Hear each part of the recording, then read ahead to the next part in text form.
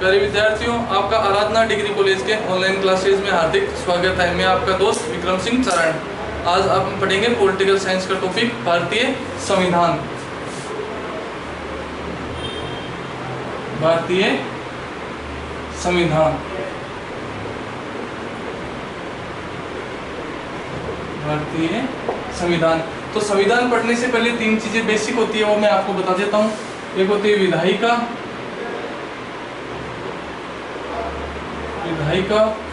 कार्यपालिका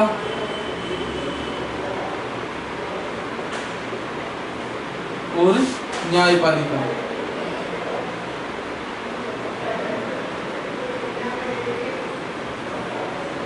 जो विधायिका होती है इसमें आता है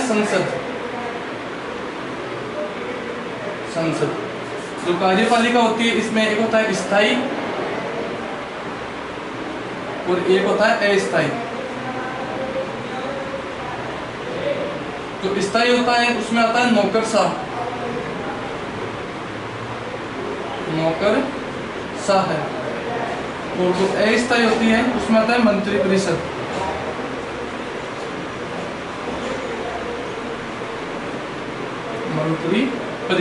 और जो आपका न्यायपालिका एक में उसमें एक होता है सुप्रीम कोर्ट, दूसरा होता है हाई कोर्ट। तो जो भारतीय प्रणाली है वो है संसदीय प्रणाली। जो भारत में वर्तमान में जो शासन प्रणाली चल रही है वो है संसदीय प्रणाली। इस प्रणाली के तहत प्रधानमंत्री सर्वोपरि होता है। प्रधानमंत्री कार्यपालिका का सर्वोपरि होता है। जैसे होता तो वैसे तो राष्ट्रपति है, लेकिन वो सिर्फ नाम मात्र का होता है। सारा जो पावर होता है वो होता है प्रधानमंत्री के पास। प्रधानमंत्री के पास। और ये जो तीनों है विधायिका, कार्यपालिका और न्यायपालिका, ये तीनों अपने अपने रूप में स्वतंत्र है। तो हम पढ़ेंगे भारतीय संविधान के बारे में।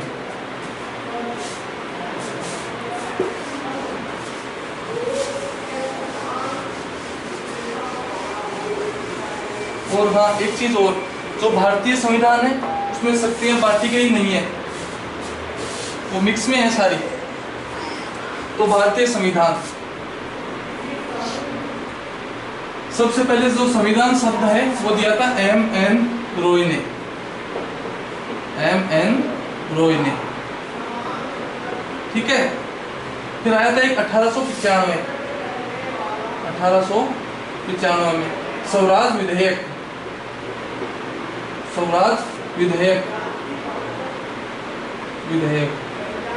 बाल गंगाधर तिलक लेकर आए थे स्वराज विधेयक। बाल गंगाधर तिलक।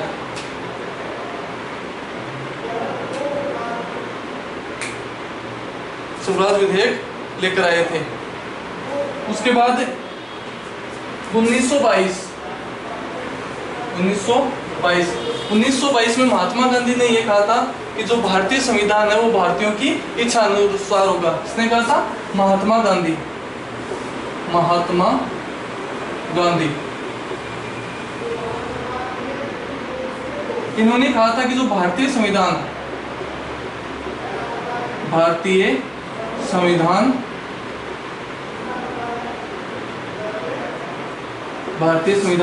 भारतीयों की इच्छा अनुसार होगा।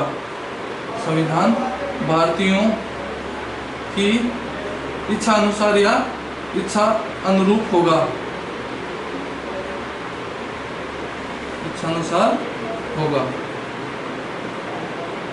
ठीक है। तो 1895 में तो स्वराज विधेयक लेकर आए थे बाल गंगाधर तिलक, लेकिन ये माना नहीं गया था। संविधान शब्द सबसे पहले दिया था M.N. रॉय ने। फिर 1922 में आया था, महात्मा गांधी ने कहा था कि जो भारतीय संविधान है वो भारतीयों की इच्छा अनुसार होगा। फिर आया 1927 साइमन कमीशन। इस कमीशन में जितने भी अंग्रेज जो अधिकारी आए थे वो सारे अंग्रेज थे। तो भारत में इसका बहुत जबरदस्त विरोध हुआ और लाला लाजपत राय को लाठियों से मारकर उनकी हत्या की गई थी। वो साइमन कमीशन का ही विरोध कर रहे थे। तो अंग्रेजों ने भारतीयों को चुनौती दी कि भारतीय कभी एक साथ बैठकर कोई कमेटी गठन नहीं कर सकते जो संविधान का निर्माण कर सके। अंग्रेजों ने चुनौती दी कि भारतीय कभी एक टेबल पे बैठ के कोई संविधान सभा का निर्माण नहीं कर सकते या कोई प्रारूप तैयार नहीं कर सकते। तो 1928 में, कब 1928 में जवाहरलाल नेहरू ने एक रिपोर्ट प्रस्तुत की जिसे नेहरू रिपोर्ट भी कहते हैं, नेहरू रिपोर्ट।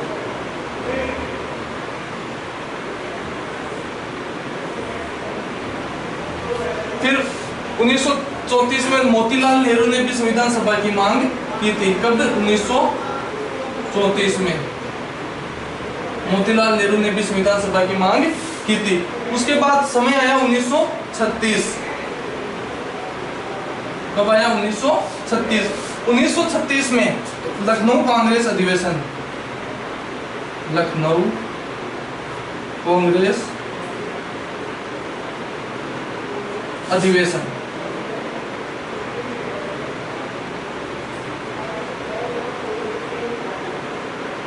लखनऊ कांग्रेस अधिवेशन 1936।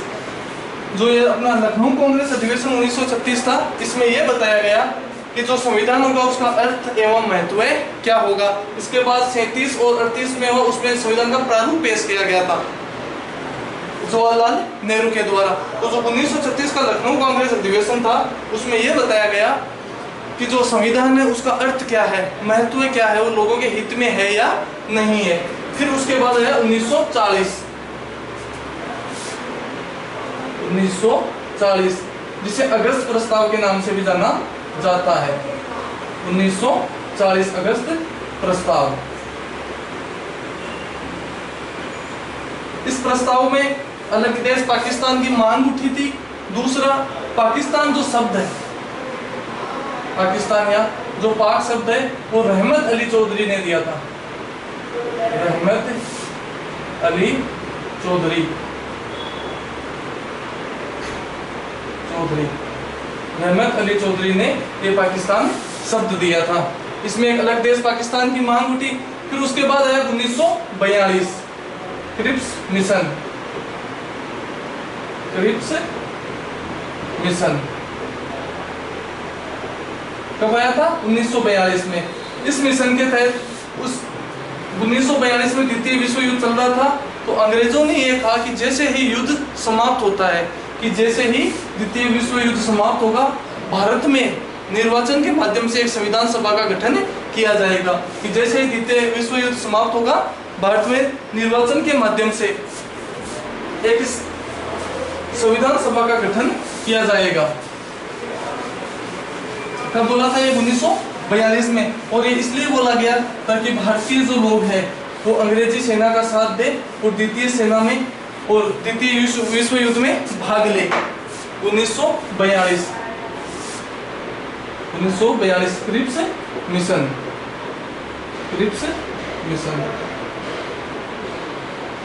फिर उसके बाद में आया था एक cabinet mission 1946 cabinet mission. Cabinet mission 1946। इस मिशन ने संविधान सभा के जो सदस्य थे उनका चुनाव करवाया। संविधान सभा के सदस्यों का चुनाव, संविधान सभा के सदस्यों का चुनाव सदस्यों का चुनाव 1946 में कैबिनेट मिशन के तहत किया गया। जो भारतीय सदस्य चुने गए थे संविधान सभा के माध्यम से, वो एकल संक्रमणीय मत पद्धति के थ्रू चुने गए थे। जो विधान परिषद से उसमें से चुने गए थे भारतीय सदस्य।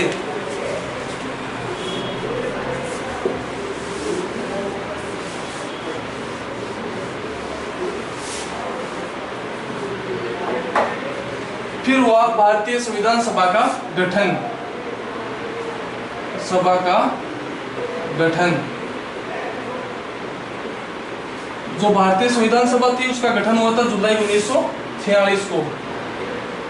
भारतीय संविधान सभा का गठन हुआ था जुलाई 1946 को। संविधान सभा का गठन जुलाई 1946 को हुआ था, और जो क्रिप्स कैबिनेट मिशन आया था उसी के आधार पर संविधान सभा का गठन हुआ। इसमें आए थे 389 सदस्य चुन के, पहले 389 थे, फिर पाकिस्तान अलग हुआ तो टोटल हो गए थे 292। पहले 389 सदस्य थे, ठीक है, और उसमें 4 सदस्य थे जो चीफ प्रांत थे ना अपने, उसमें यानी कि टोटल थे 296 सदस्य। जो जुलाई 1946 में संविधान सभा का गठन हुआ था, उस सभा की प्रथम बैठक हुई थी दिल्ली में। कहाँ हुई थी? दिल्ली में। दिल्ली के जो संसदीय भवन है उसके केंद्रीय कक्ष में संविधान सभा की जो प्रथम बैठक हुई थी वो संसदीय भवन के केंद्रीय कक्ष में, संसदीय भवन के केंद्रीय कक्ष में, केंद्रीय कक्ष में 9 दिसंबर को हुई थी ये, 9 दिसंबर 1946। और इस सभा के जो प्रथम अध्यक्ष थे वो अस्थायी अध्यक्ष थे, वो थे सच्चिदानंद सिन्हा। जो ये जो सभा हुई थी इसके जो प्रथम अध्यक्ष थे वो थे सच्चिदानंद सिन्हा, और उन्हें अध्यक्ष इसलिए बनाया गया कि जो सभा थी उसमें सबसे वृद्ध, सबसे उम्रदराज या सबसे वृद्ध जो सदस्य थे वो थे सच्चिदानंद सिन्हा। तो कब हुई थी? 9 दिसंबर 1946 को अस्थायी बैठक हुई थी, अस्थायी बैठक, और हुई कहाँ थी? नई दिल्ली या दिल्ली,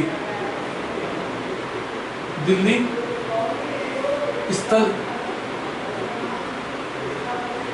संसद का केंद्रीय कक्ष, संसद का केंद्रीय कक्ष में, ठीक है। फिर उसके बाद हुई थी 11 दिसंबर 1946 को, 11 दिसंबर 1946 जब दोबारा बैठक हुई थी 11 दिसंबर 1946 को, तो इस दिन स्थायी अध्यक्ष बनाया था डॉक्टर राजेंद्र प्रसाद को, डॉक्टर राजेंद्र प्रसाद, डॉक्टर राजेंद्र प्रसाद ये संविधान सभा के स्थायी अध्यक्ष बने थे 11 दिसंबर 1946 को। फिर जब ये अध्यक्ष बने तो फिर धीरे धीरे समितियां भी बनी, फिर अध्यक्ष बने तो फिर एचसी अध्यक्ष बने। 11 दिसंबर 1946 को डॉक्टर राजेंद्र प्रसाद को अध्यक्ष बनाया गया। पहली बैठक हुई थी 9 दिसंबर 1946 को, जो अस्थायी बैठक थी दिल्ली के केंद्रीय कक्ष में हुई, ठीक है। और इसका अस्थायी अध्यक्ष थे सच्चिदानंद सिन्हा। जो प्रथम बैठक थी उसके अस्थायी अध्यक्ष थे सच्चिदानंद सिन्हा, सच्चिदानंद सिन्हा जो सबसे उम्रदराज थे, उन्हें सीनियरिटी के आधार पर इनको अध्यक्ष बनाया गया। जब 11 दिसंबर 1946 को बैठक हुई थी तो उसमें अलग अलग समितियां थी, जैसे एक थी प्रारूप समिति, प्रारूप समिति, इसका अध्यक्ष बनाया गया था डॉक्टर भीमराव अंबेडकर को, भीमराव अंबेडकर। तो प्रारूप समिति थी, उसके अध्यक्ष थे डॉक्टर भीमराव अंबेडकर। फिर थी एक संघ शक्ति समिति, संघ शक्ति समिति, संघ शक्ति समिति के थे जवाहरलाल नेहरू, जवाहरलाल नेहरू। तो प्रथम बैठक हुई थी 9 दिसंबर 1946 को, सच्चिदानंद सिन्हा इसके अस्थायी अध्यक्ष थे, दिल्ली के केंद्रीय कक्ष में ये बैठक हुई थी, ठीक है। फिर दोबारा बैठक हुई थी 11 दिसंबर 1946 को, और इसके स्थायी अध्यक्ष कौन थे? डॉक्टर राजेंद्र प्रसाद, जो भारत के प्रथम राष्ट्रपति भी थे। फिर उसके बाद बनी प्रारूप समिति, उसके अध्यक्ष थे डॉक्टर भीमराव अंबेडकर। फिर उसके बाद थी संघ शक्ति समिति, उसके सदस्य थे जवाहरलाल नेहरू या अध्यक्ष। फिर एक समिति थी संघ शक्ति समिति, संघ शक्ति समिति।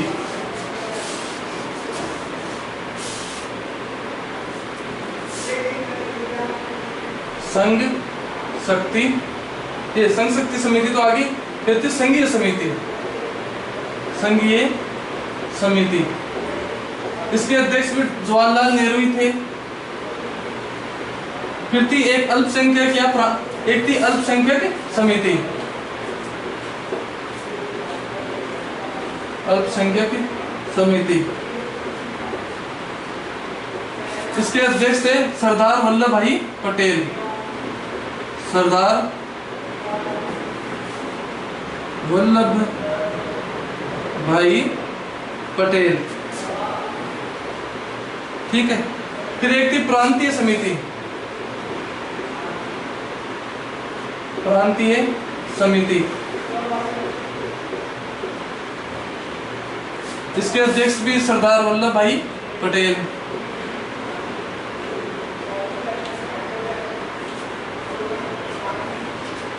सरदार वल्लभ भाई पटेल, ठीक है। फिर एक थी राष्ट्रीय ध्वज समिति, राष्ट्रीय ध्वज समिति, इसके अध्यक्ष थे डॉक्टर राजेंद्र प्रसाद, राजेंद्र प्रसाद, डॉक्टर राजेंद्र प्रसाद। तो संघीय समिति के थे जवाहरलाल नेहरू, अल्पसंख्यक समिति के थे सरदार वल्लभ भाई पटेल, प्रांतीय समिति के थे सरदार वल्लभ भाई पटेल, राष्ट्रीय ध्वज समिति के थे डॉक्टर राजेंद्र प्रसाद। और बैठक कब हुई थी? 11 दिसंबर 1946 को दिल्ली के केंद्रीय कक्ष में। और प्रारूप समिति के थे डॉक्टर भीमराव अम्बेडकर।